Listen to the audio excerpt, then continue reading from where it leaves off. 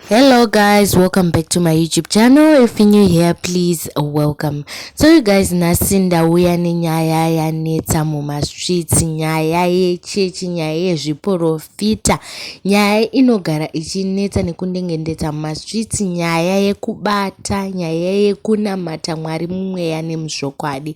So Prophet Miracle Paul recently posted, vakauya nepost vachitaura on a video yepa church pavo vachiti vakarota iwo hope pane munhu waMwari murefu anoratidza kuti ane chechi yake akaenda kuGhana akanotsipika vanhu. Saka every person anoenda kuchechi iyoyo akatsipikwa, they won't do any progress mulife mavo, havaite zvinhu zvinobatika.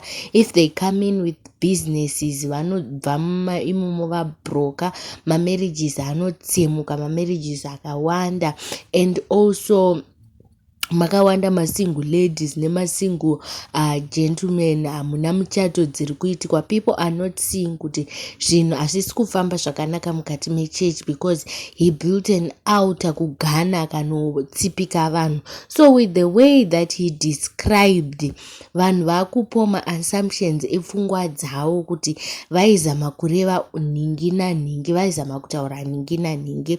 Me, I don't want to talk too much. I want you guys to listen to this dream that Prophet Miracle Paul vakaita. Ndoda kuti munyatsoteerera mopa analysis yenyu kuti munhu waMwari idream here kana kuti chitori chiprofita chavari kutopa in a way, and also chiprofita ichi chakananga kunani. Titaurirane mucomment section. I want you guys to comment down below. Ndoda kuti mucommente titaurirane tizivisane kuti chiprofita ichi ihope here kana kuti chiprofita zvechokwadi. And also vanhu, they are pointing to a lot of prophets because vaka-identify vakati muprofita wemurefu. Saka obviously pamaprophets atinawo varefu muno muZimbabwe tina vamakandi, watota vamagaya naHubert Angel. But when it comes to height chaidzo, and also vari located muno muZimbabwe tina vamakandi wana vamagaya. So I want you to listen to Prophet Miracle Paul. Wakaita murume murefu, waba ngumuntu omude. Saka ndakaona vanhu vakabva vabatanidza mari, ngabona abantu bebambanisa imali, atiza kunamata kwakanaka, wabalekela ukuthandaza okuhle. ndokubva aenda kuWest Africa. Wasesiye West Africa. Saka aenda kuWest Africa, khona le West Africa akasvika akapinzwa mubako, wafika engeniswe ebhalwini, ndokubva akwidibira vanhu, wasegubuzela abantu, ndokubva adzoka. wasephenduka, ndiri kurota wachiya ukuthandaza okuhle. Ngiyaphupha nje. asi Mwari ndokubva wanditi mutarise paari kuenda munhu. Umlimi wathi khangela lapha aya Ndokubva khona. ndamutarisa ndobva aona achipinda panga achipinda. Ngamkhangela ngabona engena lapha engena khona. Ndaona vanhu vakaita mazungairwa Ngabona abantu nje bengani ngamawula paapinda. lapha ngene khona. Ndokubva ndaona pachiuya mota dzakanaka, Ngabona kuyi imoto ezinhle.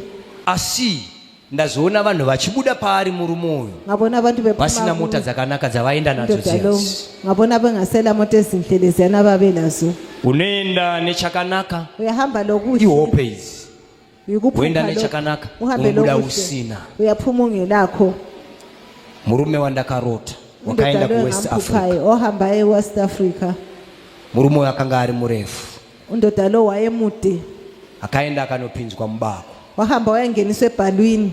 Vanhu vaienda nemota dzavo dzakanaka, Abantu babehamba lemota vaizobva ipapo bhutsu dzabhenda. babesuka khona apha Vanhu isicathulo vaienda sezipendile. nemakampani avo achiita Abantu zvakanaka babehamba paari, nemakampani esenza asi vaizobva kuhle. paari vasisina kana chii. Kodwa basebesuka kuye bengasela Moyo wangu lutho. wakarwadza, Inhliziyo yami yaba buhlungu. ndakambomira Ngake ngama ndichida kushedzera kuti ngifuna varume ukumemeza tarisai munhu, ukuthi madoda khangelani vanhu umuntu. vose havana kunzwa, Abantu bonke Ndiri abazange kuhope besho. kudaro. Ngisebuthongweni nginjalo. vanhu havana kudi, Abantu abazange nekuti vanga bangisho. vakakwidibirwa. Ngoba babegubuzelwe. Saka ndakaramba ndakarara kudaro, so Ngayala ngilele hope nginjalo. zichikontinya. Ubuthongo lo Ndakada buyana. kukumbira vanhu kuti imi Ngacela abantu dai ukuthi mandibatsira tiende kuWest Africa, hani nganceda ukuthi tiende siye West tinoparadza, Africa. Sihambe Altar. siyebhidliza i-altar yona leyo.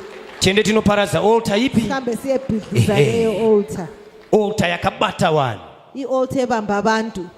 Ndakanetseka ndiri kuhope Ngahlupheka ngisebuthongweni. ndichidzidziswa Ngifundiswa kuti mudunhu randanga ndiri manga muine altar iri kuwest ukuthi Africa. lapho engangikhona kwakule altar eWest Africa. Saka kutaura chinhu Ukukhuluma ulutho kuti chakati kana kuudza munhu ukuthi okunje kumbe ukutshela umuntu kuti hona wasvika pano une upenyu hwakanaka, khangela ufike lapho lempilo enhle asi wakubva pano bhutsi yabhenda kodwa susuka lapho haazvione because akabatwa nealtar iri kupi. ngoba ubanjiwe i-altar West yona le eWest Africa. Haleluya. Ndira kuti hama dzangu Ngifuna ukuthi sihlobo mundibatsire kuti tinamatire hope idzi kuti Mwari vatipe dudziro kuti ukuthi dzinorevei. sithandazele iphupho leli, Hope dzipi?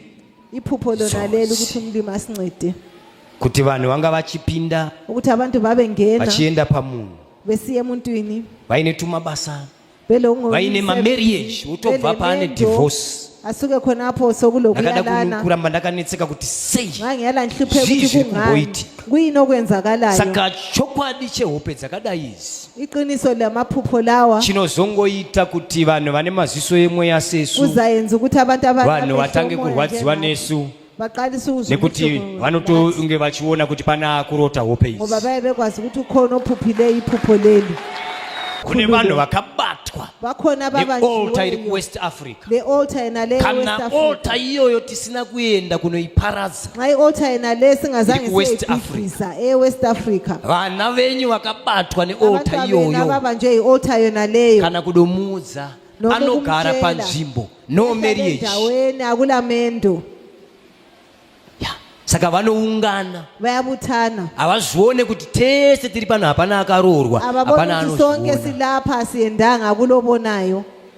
Saka rinoita gungano remasingo, Kuyaba lo but mbuthano havasvike wamasingo pakuonesana kuti iwe uri kuonawo sei. kodwa babonisana ukuthi Indani kanti 12 ubona years, njani. Omunye athi mina indani senze 6 12 years, mina senze indakauya 6 panapa years. ndine murume imba Mina yakatoparana, ngauya lapha ngine ndoda indakauya kodwa panapa ndine kampani. murume ndo Havaonesani.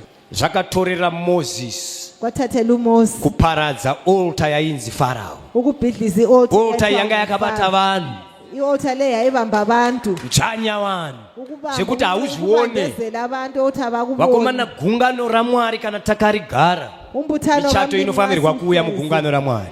Imchadi imele ibuye ebantwini. Gungano raMwari kana takarigara rinopupurwa Umbuthano sei? kaMlimi, nxa Haripupurwe nekumira ndichitaura kuti ndini waMwari. Akumelanga lilotshe. Rinopupurwa nemichato, Kuyakhulunywa rinopupurwa ngemishado. namabasa, Kuyafakazwa rinopupurwa nemisebenzi. nevana vachienda mhiri kwamakungwa, Kuyafakazwa rinopupurwa nabantwana netransformation muvana vechechi. Kuyafakazwa le transform Zvakaoma, tinongoti Mwari vanenge vachiona zvavo vakagara kumusoro kudenga. Thank you so much for watching.